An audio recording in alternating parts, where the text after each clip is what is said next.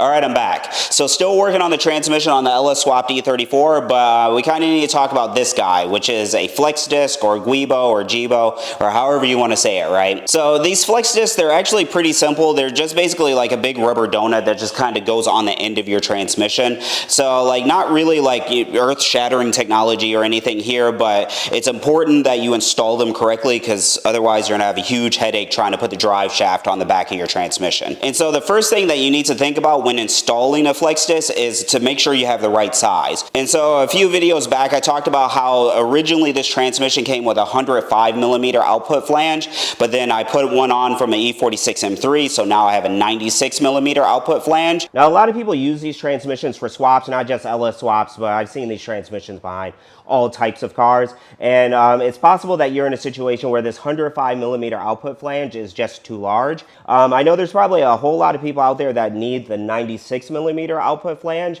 That's more common with lower power BMWs or older BMWs or older low power BMWs like mine.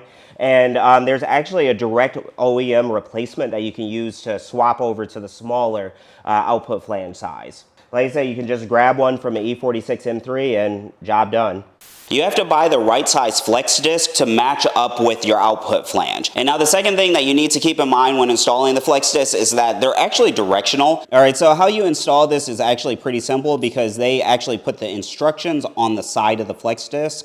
So if you look at this thing, there's all types of arrows going all the way around. So like this one goes towards the transmission, this one goes towards the drive shaft, towards the transmission, towards the drive shaft. You get the idea, right? And so what these arrows are doing are they're letting you know really two things, and both of those help you to install this correctly. The first thing is that this arrow is obviously, again, pointing towards the transmission. So it's letting us know that a bolt should go in this direction.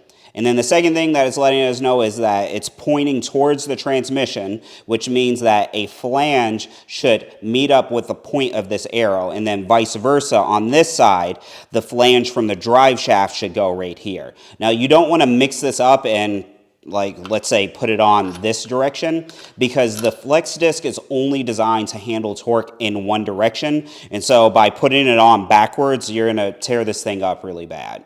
And so I guess this video is going to have a bonus Q-tip because when it comes to the 96mm flex disc, I would recommend getting one from an E46 M3. The E46 M3's flex disc is actually like tougher and thicker and stronger than just the regular BMW 96mm flex disc. And so if you're looking for something a little bit more robust, a little bit more industrial grade, if you want to call it that, the E46 M3 is kind of the direction that you will want to go for that. The one thing I will say is I don't know if it's due to demand or part supply issues. It could be a whole number of things, but when I ordered this, ECS did not have it, and it took them like a month to ship it to me. So if you're in a pinch where you need to get one of these in your car like right now, this probably isn't the solution that you want to pursue.